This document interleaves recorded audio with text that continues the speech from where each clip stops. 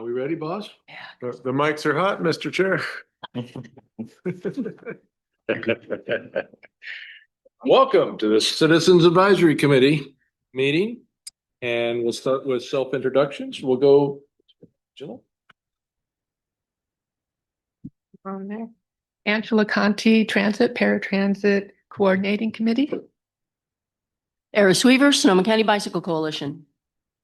Mark Swellen representing District 2. Rick Lutman, League of Women Voters. David Harris, Sonoma County Transportation Land Use Coalition. Riggs Locka, Sonoma County Wine Growers. Tom Banning, District 3. Jerry Glazer, North Bay Electric Auto Association. Jeff Blakesley, SOS Roads. Brian Ling representing the 4th District. Tom Conlon, Sonoma County Conservation Coalition. Musa Bessi representing the Santa Rosa Chamber. Dennis Harder representing Sonoma County Alliance. John Bly representing Engineering Contractors Association. Let's go back to the back there. Dave Ripper to SCTCA. Chris Cohn, SCTCA. Steph Britt, Transportation Planner at SCTCA. Dana Trey, SCTCA. Adam Garcia, SCTCA. Chris Barney, SCTCA. Shauna Gauze, SCTCA. Ross Clendenin, SCTCA. Don loves the microphone. You can tell. He's the one that gives all the speeches at the weddings, aren't you, Don? And we have nobody remote, or is there somebody on there? Can't tell. We have one person remote, Dan Bell. Oh, hey, Dan Bell.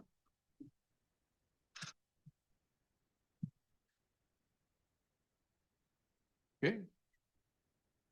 That's that, I think. Okay. Well, let's get on to public comment on items not on the regular agenda. I think everybody is staff or committee, right? Unless I missed somebody. So let's get on to the meeting minutes. 3.1, February 23rd meeting minutes. Has anybody had a chance to review those minutes? And if so, we entertain a motion to accept. I'll move to accept the minutes as they're drafted. Second, so we can get into discussion. Second. Okay, any discussion, corrections? Wow, perfect job.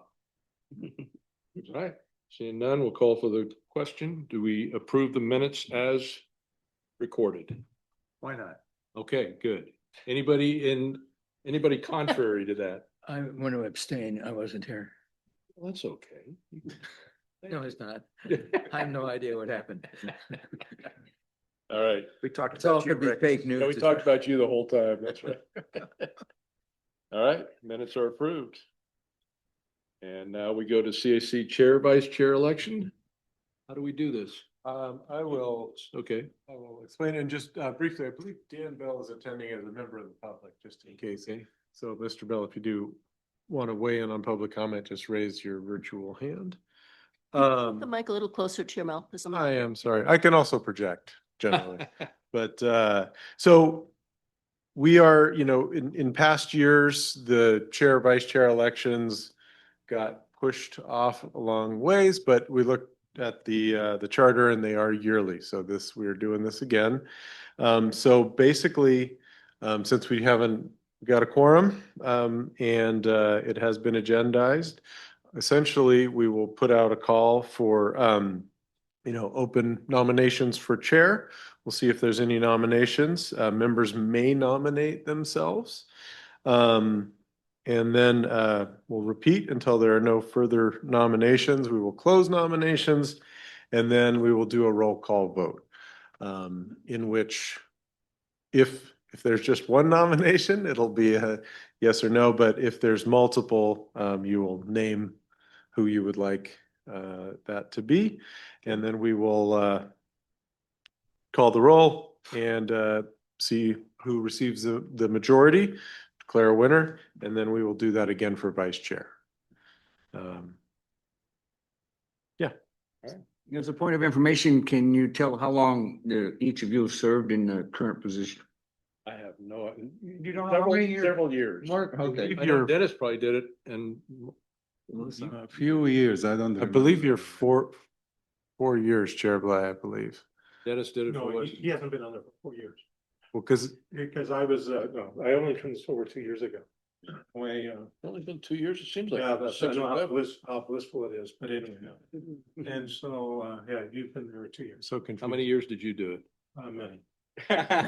Over 10, right? Yeah. Yeah. Okay. Means you have 10 more.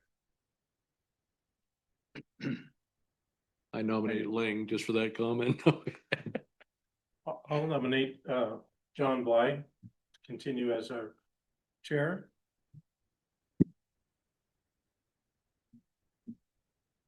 We need a second. I'll second if we need a second. Any other nominations out there? Oh, come on. You forgot the campaign. Yeah, I did not campaign. The signs are out in his truck. You're supposed to spend $300 per vote, you know. So who was that initial nomination? I'm sorry, is that Dennis. Mr. Hardwick? Yeah. And seconded by Brian Lang. Mark, you want to do it? No, sir. Any discussion? Public comment? Then I believe you can call a vote. All right. Thank you. Well, let's, yeah. Have to vote We first, gotta vote first. Are we gonna record the vote or just? Since there's only one nomination on the table, it does not need to be a roll call vote. Yeah. It's not like a primary. I gotta get 50% plus one, huh? Okay. So if you want to call it, yeah, Voice vote. all in favor? Aye. Any opposed? Abstentions? Well, thank you. Pass. Congratulations. Willing and able for one more year, at least. John. Thank you. Are we looking for nominations for vice chair? Yes. I say keep the band together. Mosa, I nominate you if you're willing to do it again. I can do it. I'll nominate myself. Okay.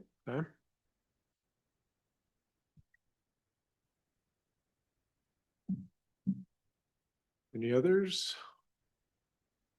All right, seeing none, we'll close nominations and we'll do a roll call vote this time, and I'll have Before the vote, we just have a little discussion of the two candidates, if they're speaking to why they want to do the job again, or in this case, new. Yeah, I just always think it's good to rotate things around. And I like running meetings. You know, I have a long interest in transportation as a citizen, as a professional, and I would like to give back to my community.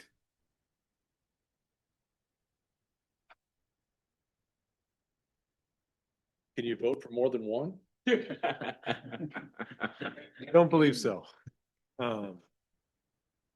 Any other We could have a first and second vice president. There we go, yeah. any other discussion? Any public comment? All right, I'm gonna go by organization. Engineering Industry Association. Engineering contractors. I still have industry on there too.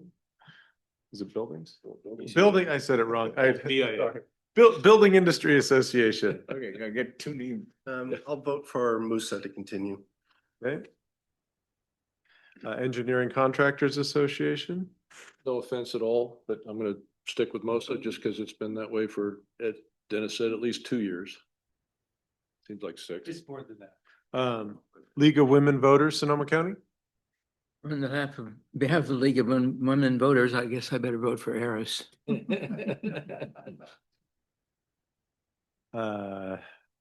Realtors not present. Electric Auto Association. Keep the team together. Okay. North Bay Labor Council, it's not there. Organizing Project, not here. Santa Rosa Metro Chamber. Vote for myself. Okay. Sierra Club, not in attendance. Farm Bureau. Do I get 2 votes? I tried that. I can be the Farm Bureau. We'll stick with Musa, please. Okay. Sounds good. And Sonoma County Alliance. Okay. Area Agency on Aging is not here. Bicycle Coalition. Myself. Okay.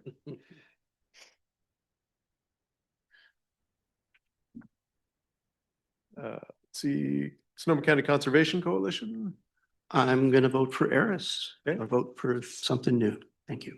Taxpayers not here. Tourism not here. Transportation and Land Use Coalition. I'll vote for Eris. And Wine Growers not here. SOS Roads. Okay. Transit Pair Transit Coordinating Committee. Eris. Okay. First District.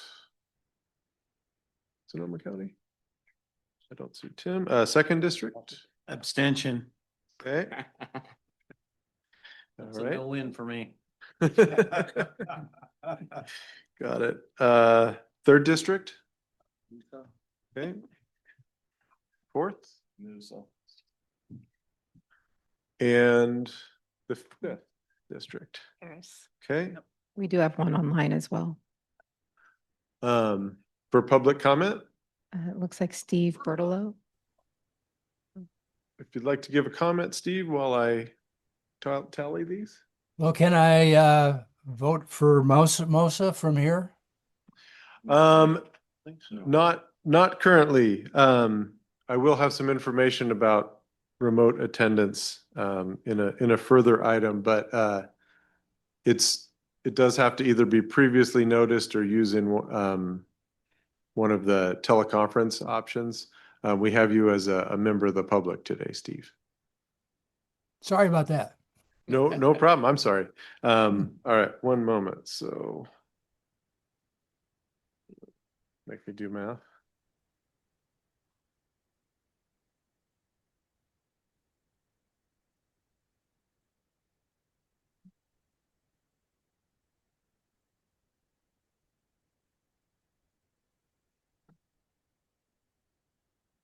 So I count 9 for Mosa.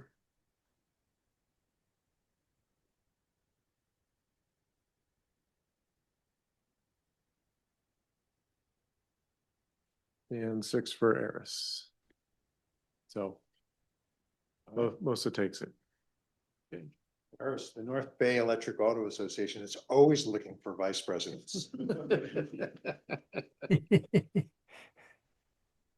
And an electric bike rider would also. Yes, yes. E-bikes, we're actually a chapter of the Electric Vehicle Association now, as opposed to Electric Auto Association. Excellent.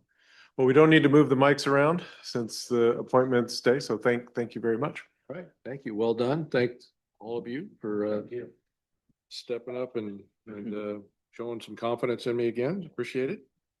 And we are on to measure items. 4.1, Go Sonoma and STIP Exchange Project Quarterly Report. Shauna Goss. Good afternoon, Mr. Chair, members of the committee. It's nice to see you all.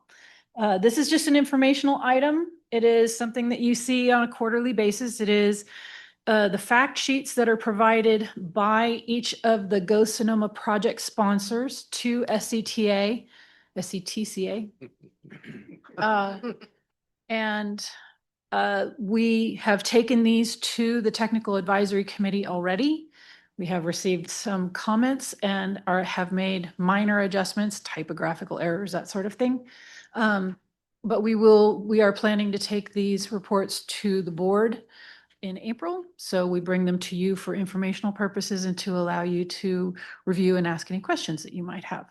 I did receive comments or questions from Mr. Glazer. And there were some in-depth questions that I think are better suited to when the project sponsors come before you to give their presentations. I can tell you that the Petaluma Transit funding is it's for operations and it is until the money is gone. From us anyway. Okay. Was there any indication how long that would last? They are I would have to look at their expenditure rate, but I mean, I wouldn't expect it to last more than a year or two. Okay. Beyond now. This is for what added service? Sorry? What For added transit service. For transit service in Petaluma. Right, this is not related to their on-demand shuttle or any specific. Correct. This is app. well, this was additional operational funding for them. It was to increase service. Well, when I spoke to them, it was more than a year ago, but they said that they thought they were sustainable multi-year. They were not at a point where they were going to get pushed into needing new equipment, and they thought they were in good shape for multi-year. Indeed. The question was regarding the grant funding that SCTCA provided under Go Sonoma. So that funding is expected to last until it is gone, and then there will not be any additional funding for that transit operation. But they may believe that they have enough other sources to keep it going. That's the impression I got from them. Yeah, Jerry. I was going to read the questions that I left in case anybody else had the questions. The one question, David, was whether the money for Petaluma was operational, and if it was, how long would it last? Another question I asked was that Bodega Avenue Lane in Sebastopol. I wanted to know if two questions. One was, will the work be done so that they actually have the lane continuous, because there's a block of land in the middle of the road that now for 7 years has been promised by the contractor to be moved once they start their project, but they haven't started their project. And last was, I saw that there was 400 feet of class 4 bike lane going in. And I'm going, why is there 400 feet of class 4 bike lane going in and then it ends? That didn't make any sense to me. So maybe they're doing something else.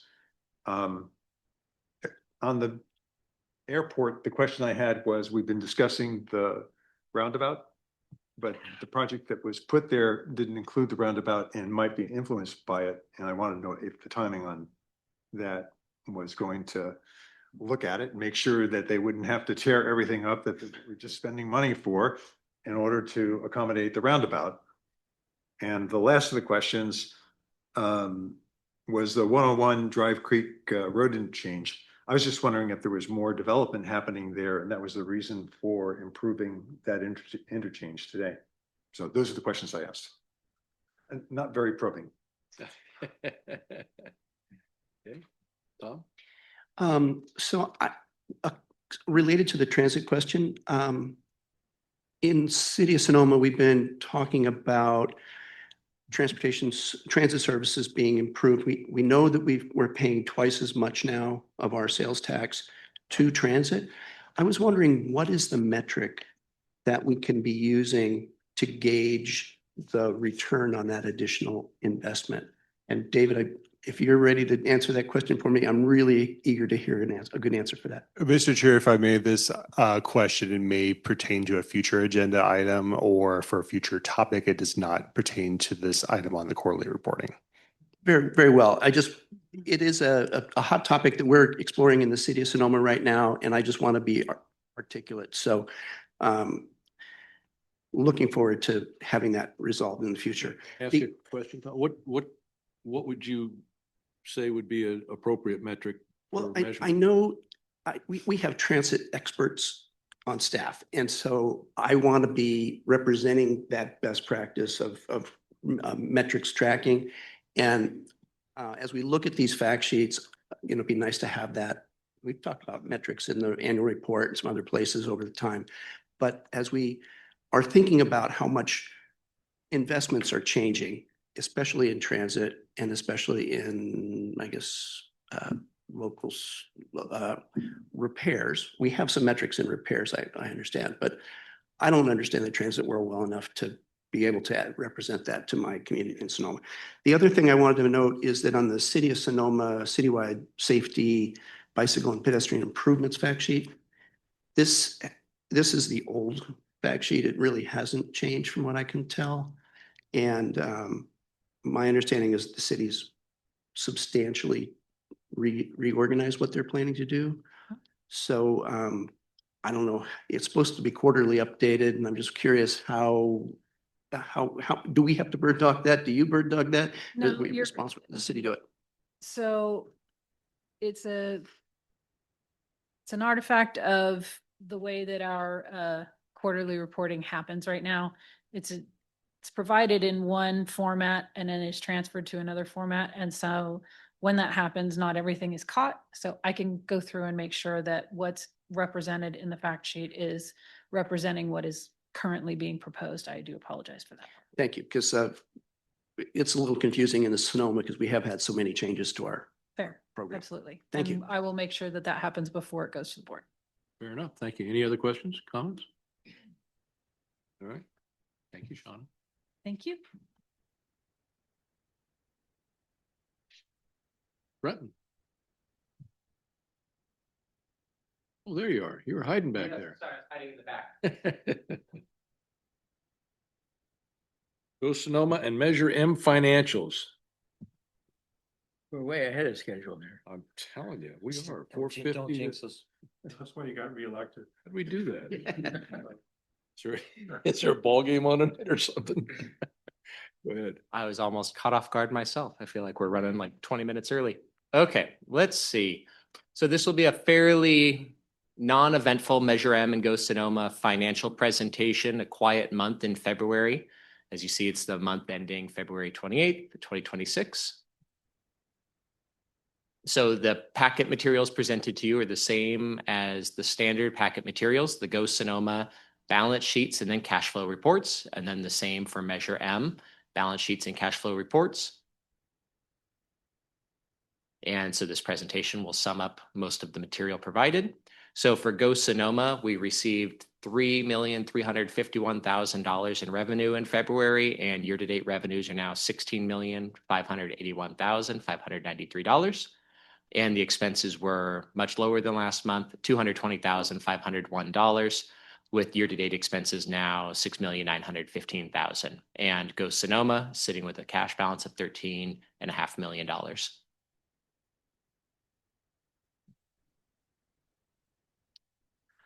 Okay, so the Measure M to Go Sonoma loan, we're reporting on this now. We do still have the loan out. The loan balance is $1,847,550.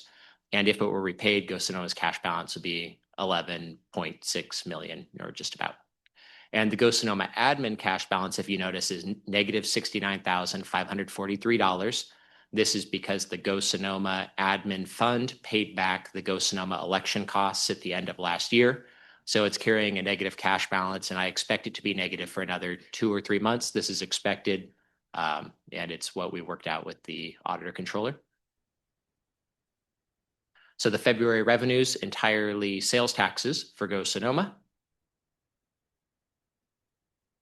And we do see good year-over-year results from the sales taxes, about 1% increase over what we received in February of 24-25, back when it was called Measure M last year. And the year-to-date earned is up 1.8% from the $16.1 million that we received in 24-25, as you can see there. And then the year-to-date received also up slightly, 0.8%, the $21,837,050 received so far this year, versus $21,655,000 the year before. And just a reminder, the difference between earned and received, the earned includes only the sales taxes that are applicable to this fiscal year. So they started in September, right, for the first July payment, because the payments are received with a 2-month lag. All right, the low February expenses, it was primarily contributions to other governments. That was part of the Fare Free Ride distributions. And then there was $28,623 in staff time. Okay, moving on to Measure M, $132,634 in revenues in February, quiet month for Measure M. Year-to-date expenses or revenues are $1,803,698. And the expenses, $75,292, with year-to-date expenses just over 2 million. And Measure M is still sitting on a large cash balance of $78,437,218. Revenues are all interest. Not this month, actually. Year to date means the fiscal year you started last. Correct, fiscal year. I didn't hear Jerry's question. What was it? My question was the revenue all in interest? And normally we receive interest allocations from the Treasury in the last month of the quarter. So you'll see that next month. This month it was reimbursements for the Safe Route to School program. Yep. Brent, does our interest rate change from? It does change. The How often Treasury. does it change? I don't know how often they set it. I believe it's quarterly, and it's just based on the Treasury rate. Okay. Yeah, the auditor, controller, county treasury. And the interest that comes from Sonoma back to Measure M, does that interest rate stay That's fixed? that's calculated by the auditor controller as well, based on the Treasury rate. Okay. Yeah. All right. Yeah. So the entirety of revenues for Measure M last month, it says December. I'm sorry, that was my fault for not updating the slide. It was for February, and it's a Safe Route to School federal reimbursement. All right. And then expenses, the 75,000. Again, I missed this slide also. Sorry. $34,563 in consulting services and $22,112 in staff time. And then the rest were small miscellaneous expenses. So those are outside consultants? That's correct. And that concludes the presentation, unless there's any questions. Suggestion. Yeah. Make a template Mhm. and where it says month, put in brackets month, and this way when it shows up, you won't have the wrong month. Well, Oh, I forgot to put it in. That's what I did. It turns out I missed it last month. I did a find replace. I turned all the Januaries to February, but we had a couple of Decembers in there and I didn't see them. Yes, good thinking. All right. I think that's it. Any questions? Don't see any. All right. Thank you all. All right, we're gonna wrap this up by 4:30. Come on now. We asked questions. Yeah. We got good them cover. covered. All right, thank you, Brenton. Thank you. All right, this is the meat and potatoes that we came for, the Brown Act. Oh, yeah. Come on now. This is a crowd pleaser, but This is the best picture of the year, right? yeah, let's not get too confident about what time we're out of here. Okay, so let's see. This is just a little bit of background. So this is a quick overview of something we've been alluding to for kind of a while, which is some upcoming changes. This SB 707 legislation that was passed. And I just want to talk about what it means for our committees and specifically the CAC. I really think that it could be a good way to, I mean, we have a wonderful attendance today. I really appreciate it, but sometimes it's a challenge and I think this could potentially really help. So the Brown Act, as you all know, just making sure that local government meetings are open and transparent and public participation is allowed. The good thing is we have always, since before my time here and certainly since after the pandemic, we have allowed virtual public comment at all of our meetings.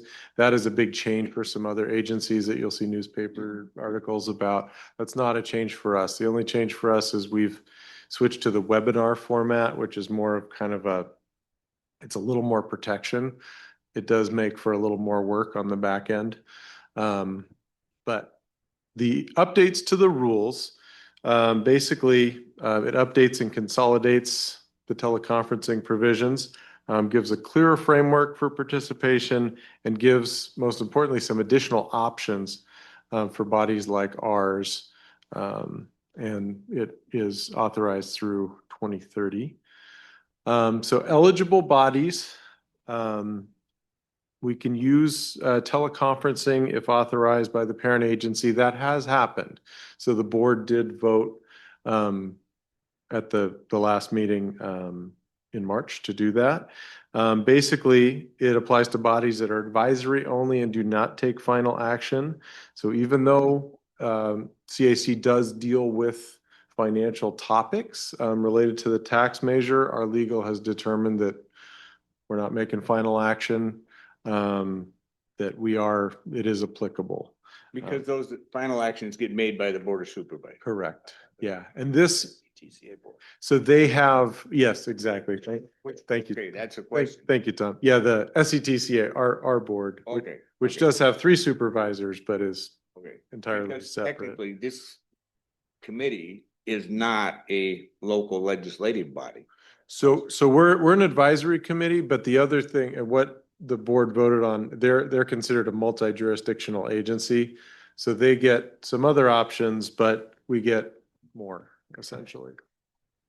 So the eligible bodies, let's see, we did that. That's a double slide. So there we are, along with our other committees. So the big things with committee approval, and that's the one thing is that we are going to ask for approval today, and I apologize, I did not mark that as an action item.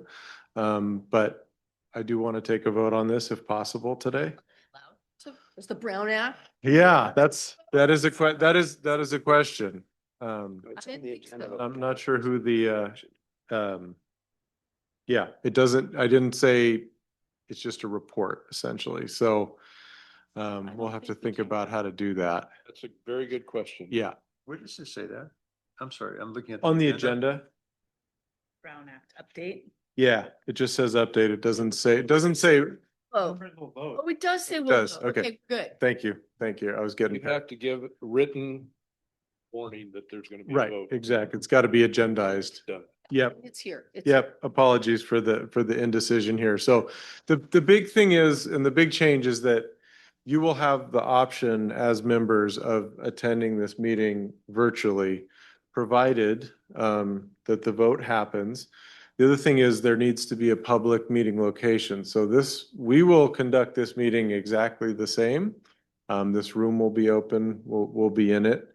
Welcome to join us. We hope you do. But if you cannot, and this is, or choose not to, you can join us virtually.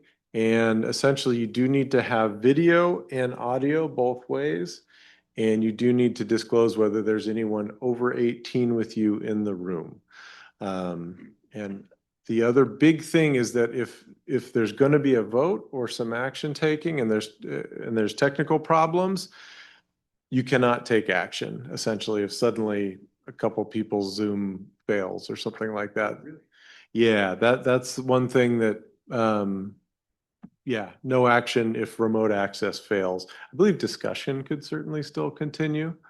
But Even if you still have quorum in the room. I might have to check on that actually. Yeah, because I know that I would think you'd be able to if there's quorum in the room, but if there's not and you've lost your numbers, because but overall quorum, the remote people would count towards it.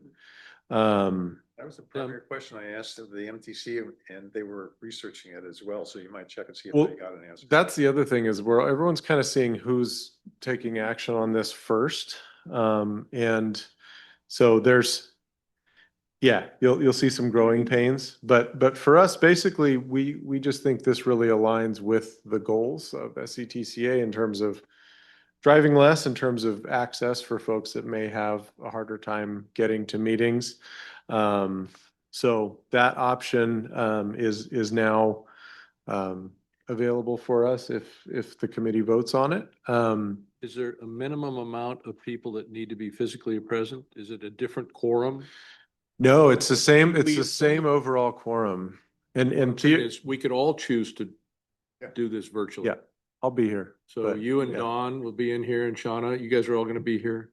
Yeah. Okay. And One that time, Interesting.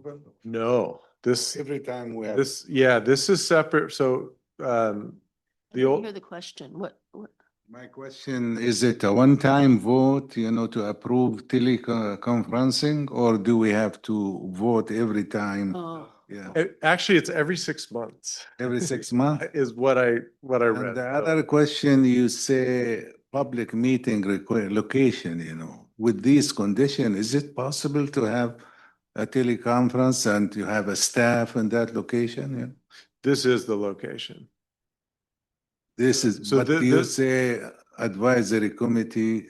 This is the location? So, yeah. Not the location of the teleconference person?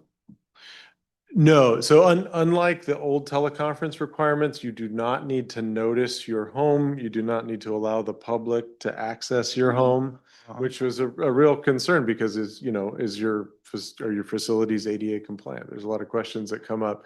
And this is also different than AB 2449, which I don't want to quote too much because that has expired, but that was a just cause or emergency declarations for attending remotely.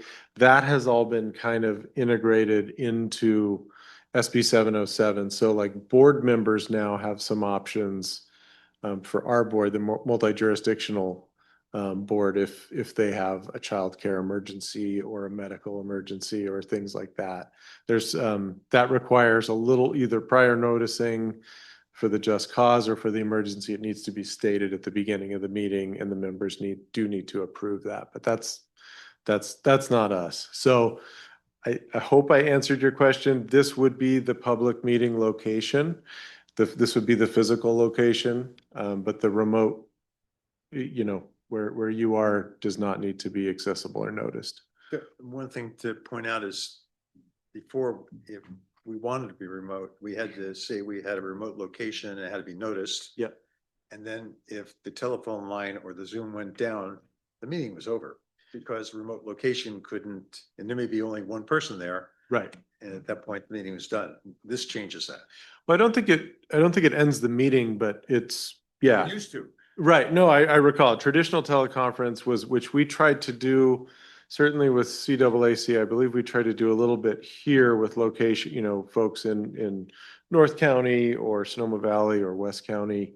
That was one option that we tried, but it required a lot of coordination with other staff in other locations. So yeah, to be clear, this is not that. Oh, go ahead.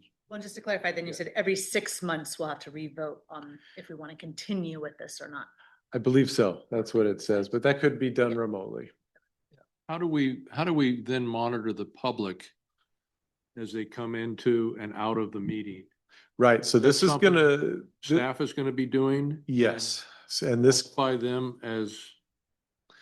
exactly. And I'm not saying that so much for this group, because we don't really have the hate stuff that the Board of Supervisors get sometimes, but I sure don't want to see that happen. Absolutely. And that's why we've switched. I mean, legal was it's been a little shocking that we haven't been doing that the whole time for advisory committee meetings.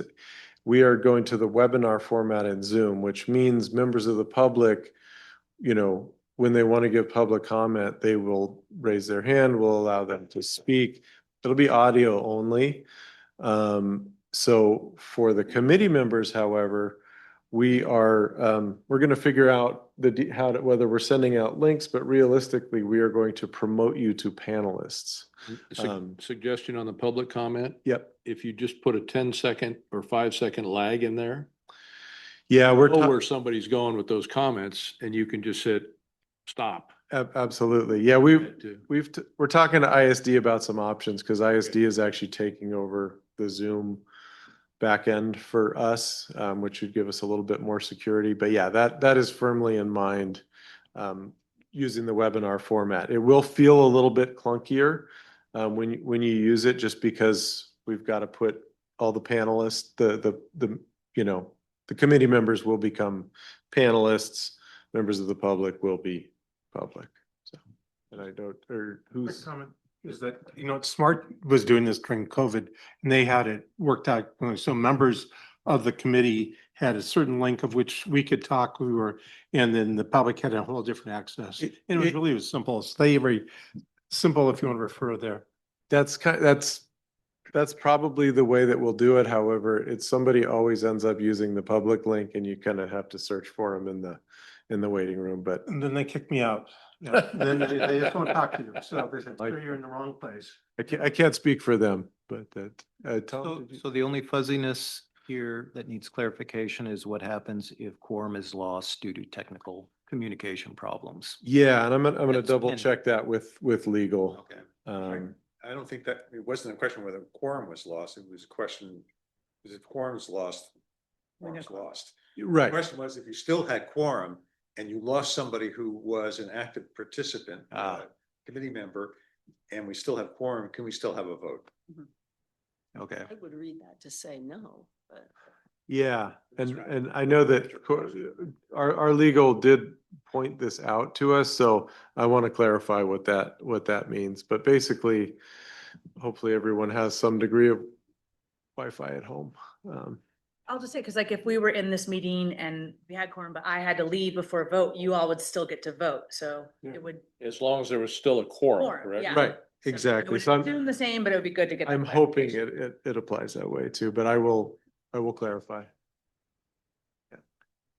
So what was the acronym ISD? Yeah, that's what is it? Information Service Department. Yeah. Okay. That's the county. We contract with the county for a number of things, and that's one of them. Yeah. John, Mr. Letman has a question. Oh. He has his hand up before Well- several others. It's about this issue you were just discussing, but the fact is, even here in this room, there are times when people come in late or leave early. So the number of people in attendance varies and we may go above or below quorum. I'm not clear why it would make a difference if someone who is remoting in chooses to leave the meeting just as Right. as the person might have here, or if it's because of some technical problem. And it sounds like you're making that distinction, so. Yeah, I need to get clarification on that because normally we couldn't take action without a quorum in the room, even if it suddenly happened, if, half the people left. So I'm really hoping that it's the same. That as long as we have that combined quorum, online and in person, that we'll be able to take action, but I need to clarify that. By your notes, it almost appeals like roll call voting has been required for every vote. Yeah. And that's the reason that no action of the remote access fails. I can't hear you. Oh, it looks to me like reading that note that go into this format, roll call voting would be required for every vote. Yeah. And I believe it is, it has been with all the teleconference options. It even traditional and the 2449, it's always been required. So that will be the norm for votes. Tom? And I'll just point out, if I were attending remotely and I was waiting for this Brown Act action agenda item, like I have been all day, and I lost my connection. Right. I would be disappointed that you didn't all get to hear my vote on that. So I do think it's important if there's a distinction between having it be a technical breakdown versus a voluntary leave the meeting early or come late. And so I do think we should respect, if we do switch to this format, we should respect the roll call vote and no action if it fails. But if you decide to voluntarily opt out, you should tell everybody so that you're not Assumed it. terminating the quorum and meeting. Does that make sense? Can't you maintain the quorum by just saying I abstain? You could, but I think the important thing here is if there's a technical difficulty, that is not a voluntary thing that you did on your own. It could have been done by somebody hacking in your account to keep you from being able to vote. So I think that's what the lawyers are probably trying to protect. Sorry, I bet you're right. And the real reason will be this. Oh, yeah, if he votes yes, then we're not going to have it passed. Break the connection. So Right. that gets around somebody maliciously breaking the connection, get the vote the way they want it. So, but I very much am in favor of this because it will, as Ross said, be in the spirit of our lower vehicle miles traveled and more nimble decision-making throughout the entire county, which is a pretty extensive area. So. Can I make a motion? Mark. One more comment. Yeah. So I think if anybody's gonna try and log in remotely, but you're not going to be there for the whole meeting, I think it's gonna be incumbent upon us to register as a guest and not as a committee member, because if you have to leave early and we're voiding subsequent votes, that's gonna mess everything up. Or if you announce it at the beginning, we might be able to rearrange the agenda so that we get the items that need action and voting on done earlier. Either way, it's common courtesy. I mean, if you gotta leave at 4:45, you just let us know. Let Mosa know. You'll be managing, leave early. Anyways, yes. So can I make a motion that we approve? You can second it. How's that? That we approve teleconferencing. I'll second it because I've had to travel a total of 16 hours for meetings in San Francisco where I couldn't attend because we were there for 15 minutes and then suddenly a line went down and we were done with the meeting. So this is great. By the way, this is a trial, as you notice. It's only until 2030. And if it works, then they'll make it permanent. So we got a motion, a second. Any other discussion? I think it's awesome. Actually, it works for 6 months. What's that? We have to be Yeah. considering 6 months. I missed what Rick said. We have 6 months. Yeah. And then we can, if we wanted to, we could end it. Yeah. I have a question. You know, like, teleconferencing will be open to all members, well, you know, without an excuse, or we can choose to. No teleconference? excuse needed. No. Yeah. Okay. What about the gavel? You can't, you have to be here. You'll have to be. We'll send, Exactly. you, There you Brian. go. we'll send you a home gavel. And I Virtual gavel. Wait, what organization do you belong to? Don't you have a hammer? Oh, that's Mark. All right, all the discussion done? Call for the question. All those in favor? Aye. Oppose? Abstentions? Seems like a very popular trial period to roll. Is that our last voice vote? Yeah, I was gonna, yeah, don't, Ooh. it's a sentimental last one. Ooh. It's the last voice vote if If, we have our vote participants. exactly. Thank you very much. And I will be Thank in, you. I will get clarification on the remote access and send a message to the committee on this. What is our quorum, by the way? Currently with vacancies, it's 10. Can I add my favorite pet peeve, and that is attendance, and how do you maintain your position on this committee? Which it seems like comes up about every 2 or 3 months. Exact, well, basically. Down the road and we don't ever really talk Yeah. about it. Well, now that this has been approved, I will be bugging these vacant organizations again and saying, you don't even have to physically be here. There you go. So, All right, thank you.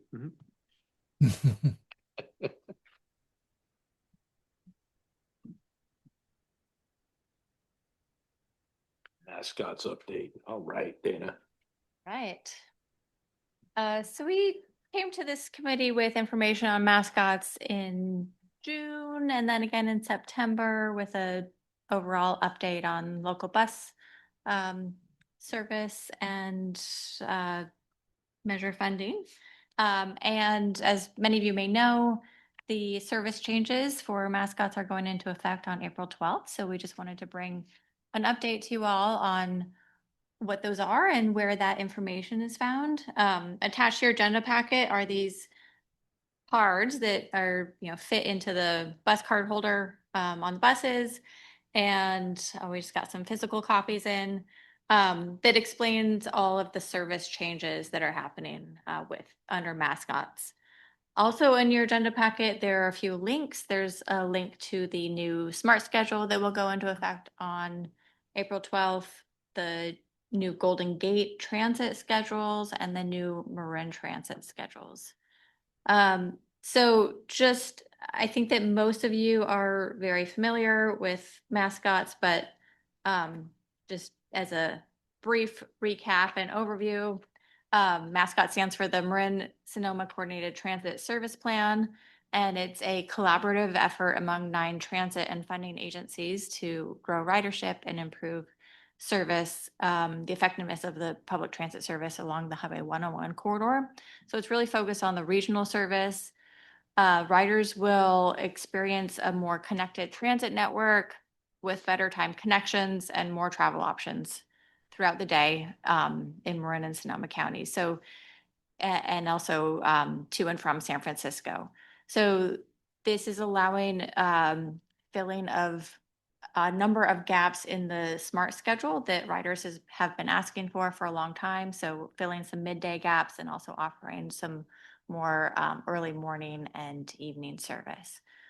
And with that, happy to take any questions. I have a question.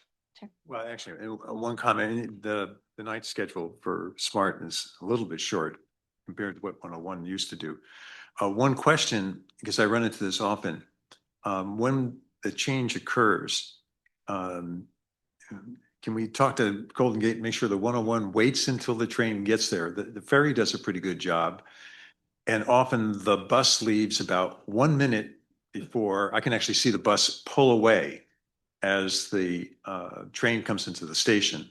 So they should leave a 3 or 4 minute, and I can see on the schedule that it's there, but there are delays and things like that. And before that, the 150 would offset. And so you could pick up the 150, the 150 is disappearing. So the coordination between Golden Gate and SMART is actually key. And I've seen drivers who understood that, but it's not fundamental to the way they think about the service. Yeah, thanks for that comment. So I know during the peak weekday service, peak hours of weekday service, that connection in San Rafael to the 101 between SMART and 101 is going to be improved greatly. There's going to be service running every 15 minutes on 101. So if you do just miss a bus, there will be another one coming. I'm going for beer at 1 o'clock in the afternoon, so. But yeah, definitely good point that I'll pass along. But they're overall the connections and the opportunities for connections getting in and out of between SMART to bus to San Francisco are greatly improved. One other comment, and I did send this to Chris when I gave a orthogonal response back to the plan. We should be looking at SMART and figure out how we get SMART to be on a 15-minute schedule. That means more rail and more passes. And I don't see it any place in any of our plans. And that's disappointing. Right. Yeah, that question of why it's been, the number I've always heard was 62 minutes was as good as they could do. And now it's 64 minutes. And it is right here in this new schedule. I'm looking at it right now. Yeah. It's gone to 64 minutes. And where's the missing piece that keeps it from being? Now, David, they have part of the schedule where they do 30 minutes. So. Well, it's 32 minutes. Yeah, 32 minutes. Yeah, it's either 32 or 64 minutes. And so where's the little bit of missing sidings that would solve that problem? I've never heard an answer to that. I do have an answer. Tom has an answer. At the last SCTCA board meeting, I raised this question, and Chris Corsi got back to me right after the meeting, and we had an email exchange with Eddie Cummins. And Eddie said they're well aware that the 32 minutes is not meeting the clock face scheduling, and that it is a priority for SMART to address that infrastructure problem. It is not specified in the CTP yet, but it is by Eddie's email saying it's a high priority organization, and they're well aware of it. So that gave me great confidence that they're working on the problem.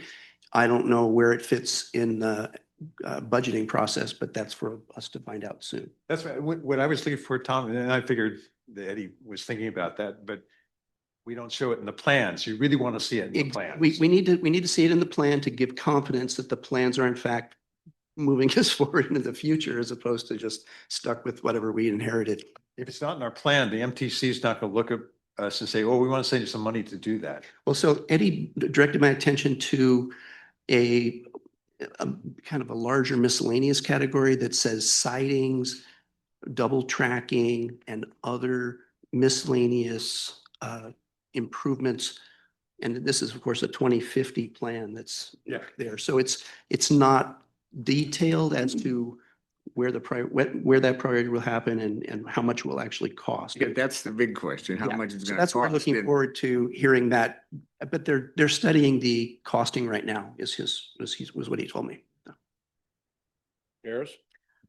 Yeah, I have some comments about the schedules. You know, one of the things that was frustrating to me throughout all the time that we've been talking about this is the sort of general statements that there's going to be additional runs and it's going to go later and it's going to go earlier, but without the specific schedule. So now that the specific schedules have been released and I can sit down and look at them and see, okay, how can I get from here to there? Yes, there's going to be more trains, but there are still, there are some things that are now going to be missing. So for example, right now, the last train leaves downtown to southbound train and the northbound trains start and end 2 hours earlier than the southbound trains. So they privilege people moving, you know, certain directions more than the other. The last train right now leaves here at 7:20, but there's a Sonoma County Transit at 8:30, and there's also a Golden Gate at 8:30 and a Golden Gate 30 closer to like 9:15.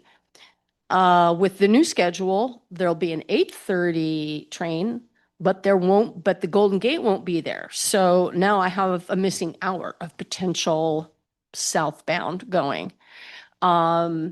The other thing is, I think in a certain thing with 101, with that route going away, means that, like I used to be able to get on 101, there's a stop like right outside my house and go all the way to downtown San Francisco in one shot. And that won't be possible anymore. So that means either switching from a train to a bus or from a train to a ferry, right? So it's adding that, you know, having to switch modes, And it takes time. which is supposedly what was supposed to be eliminated in this plan. So there are things that are good about it, but it's not, you know, it's also now taking some things away that used to be there, even though it's adding some others. Which can I just, then does add cost. And that becomes really prohibited for some folks. Like I know for our family, we're a family of 5 and it got to the point where it's so much more expensive to take public transportation than it is to drive. And so especially when you're taking multiple then buses and trains and all these other things, it's just like, it's quite comical to figure out how much money it costs us to get to the city by taking public transportation. I mean, at least my kids are free right now, which has been a great addition to it, but it really adds. Was the fare So- brought up during the discussion? Yeah, actually the fares for trips, you know, regional trips that are impacted by mascot. So on 101, 172, combinations of Smart and 101, essentially trading off from full Route 101, are all actually reduced from the current costs, even with transfers. So there also are transfer credits that are in place that when you're switching modes, the transfer credits were actually recently increased. So it used to be $1.50 that when on your second mode, you get $1.50 off, or your second leg of your trip. That's actually been increased to, I believe it's $2.80 or somewhere around there, but it has been increased across the board. So the cost of those trips are reduced from the previous, or from what they currently are. So after April 12th. David's got a question and then Dennis. Well, it reminded me, somebody was talking to me on Saturday that we're talking about passenger connections, but in fact, Smart has a responsibility for freight. And the fact that we don't know what they're doing with their capital prioritization, but they've got a problem at Black Point with that bridge. And that may be what is keeping us from solving this 2 minute or 4 minute differential because they've got something else on their priority. I don't know what's going on with that, but that's a big multi-million-dollar issue at that bridge. Been there, David. Mr. Chair, if I may, for the SCTCA funding program that was submitted to us last fall, we have 5 applications as priorities from SMART. 2 of them include passing sidings between south of the Haystack Bridge, 1 between Gatati and Pengrove, and the other in downtown Santa Rosa to help improve travel reliability and headways. Those are very long-term projects. However, those are priorities for SMART. And as noted, replacing the Black Point Bridge is another priority for SMART that may not be needed for passenger rail right away, but it is an impending need for SMART for maintaining their existing freight operations, and they are working with the Army Corps of Engineers to potentially replace the existing bridge with a used bridge from the fruitful area of Alameda. So that's another project that's kind of more longer term. However, SMART is pursuing funding for both those projects. As to the fares, I just, as a senior, I want to let you know that it's been an unbelievable bargain where I get to go from here to San Francisco for $7. In return trip. And so it's pretty amazing and used a lot. So, But from SMART's perspective, they are spending money now to truck freight that they can't get over that bridge. And so they have a different motivation than we do about this whole capital expenditure thing. And I, I don't know what the details are, but I think the public should be interested in how they're prioritizing this, because this is a long-standing issue of not having, knowing that if you just showed up at 15 minutes after the hour, they were going to be there. And that barrier is important to us, but SMART has got other things on their plate. Thank you. Thank you. Thanks, Danny. Whoa, are you kidding me? Announcements? Anybody? First hand, Jerry. Yeah, okay, well, I just wanted to jump back to Tom's comment before about metrics. I think that's a really good point to bring up. I brought up the question of metrics as far as cost benefit in some cases. I saw recently somebody was talking about the cost effectiveness of our transit. And somebody brought up, I always looked at it and see what the cost was per ride. Right. Somebody else in one of the groups noticed that other areas are doing the cost per ride mile, which was very interesting because you take BART, which is one of the most efficient transit systems in the United States from a cost benefit point of view. And it has to do with the distance. And SMART will fit in that same category because SMART is covering a long distance for its passengers. So I was looking at how much a ride costs, but then I'm looking at it and going, well, wait a second, I'm going 40, 50 miles on the train for that amount, as opposed to taking the bus from Sebastopol coming into the city. That was one comment I wanted to make. I want to make another comment. I did send a note to Dana and to Ross. I attended one of the webinars from MIT, the MIT Mobility. And one of the things that's been frustrating me, both when I was doing stuff with MTC and here, we're looking at our public transit and we're changing it a little bit, and yet we're not achieving what we want to achieve. And this webinar, a company called VIA, which is in a number of cities, is analyzing what kind of transit should you have for your area. And they actually had one of the cities in Texas that was a customer, and they modified theirs. They increased ridership and reduced cost as a result of making their transit hybrid. We have our agencies, we have our bus agencies, we have our train agency. I want to get from Sebastopol to Santa Rosa. I have never taken transit from Sebastopol to Santa Rosa because it has a 90-minute headway. And there's not a lot of people on the bus coming across from one to the other. And that would be really the kind of thing to look at. What are the different kinds of transit that we can have in place? And on-demand was part of what they did, and it cost them less to have on-demand. and they got more ridership at the same time. So I'm hoping that we can start looking at that instead of just putting money back in the same places that we've been putting money back into. And the last comment was just a comment that as a result of your question. I was in New York City recently. I might even mention this the last time around. The fact that we have 27 transit districts, we can't do what they do in New York City. When I was there, I could use my telephone and ride on public transit, and they would charge me no more than $34 per week, no matter how much transit I took. Now, each agency got, or sorry, each conveyance got its money, but once we got the $34, I didn't pay anymore.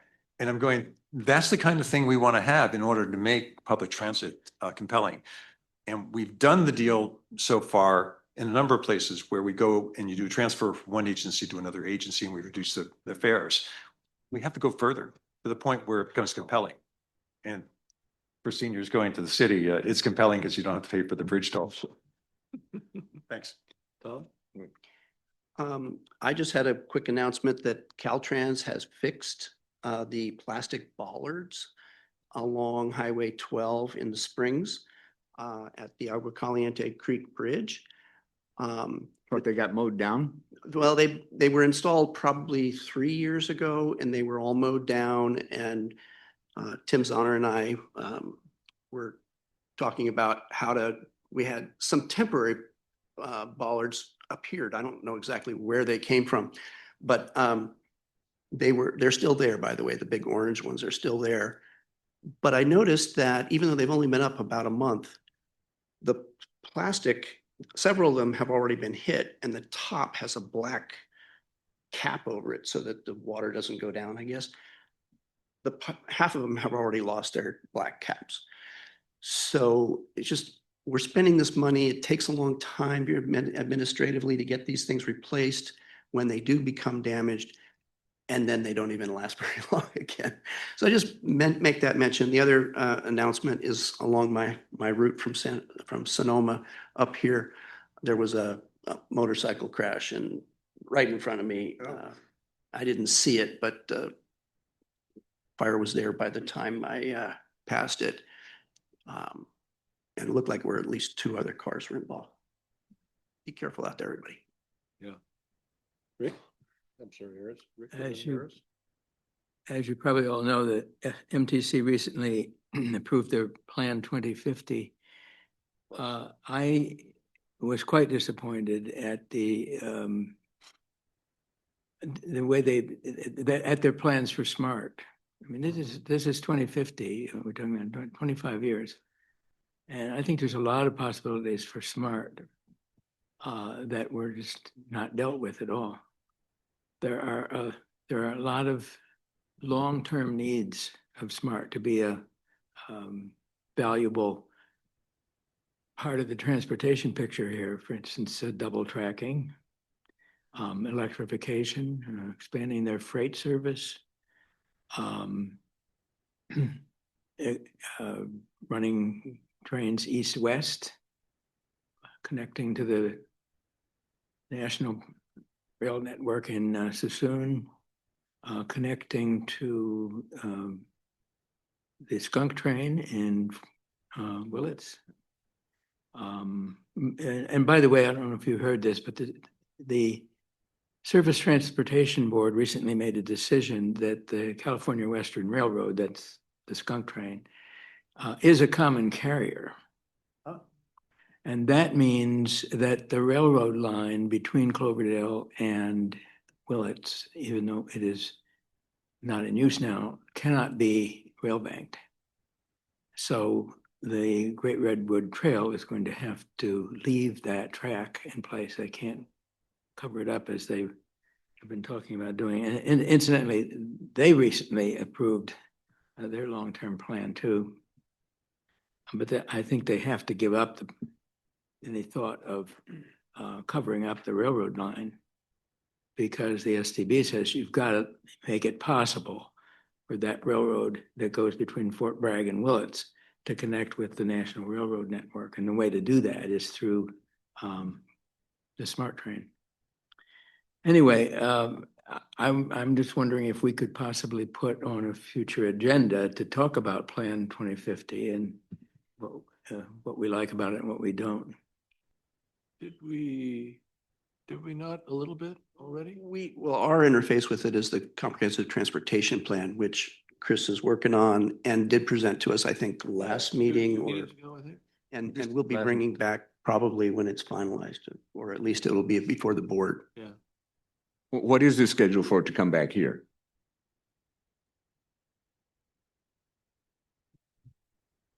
So we're reviewing public comments right now, making revisions.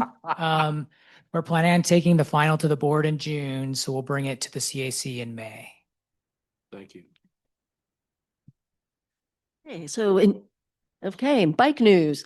Everybody is losing their minds about e-bikes, and every piece of legislation in the state at the state right now that's bike related has something to do with e-bikes and e-motos.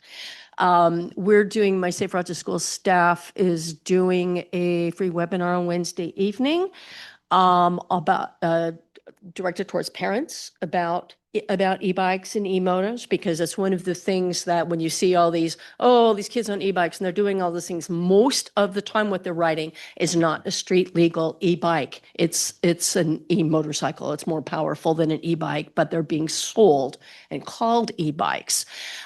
So we're working on getting some education out there, right, to the consumer, to the parents who are buying them.